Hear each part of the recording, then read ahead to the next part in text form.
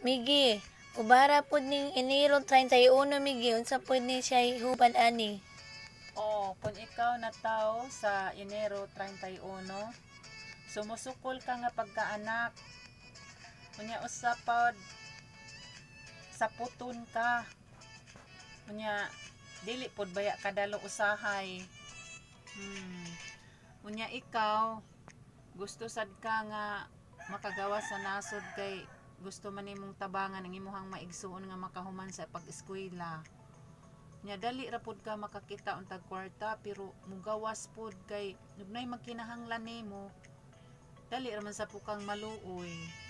Imo man pong ihatag tanan. Nya makahuna-huna pud ka, magmahay ka kay nganong wa nay imo. Mao nay imuhang batasan, usahay, di masabot. Mao nay hubad sa imong Enero 31 PC. Mga Enero 31.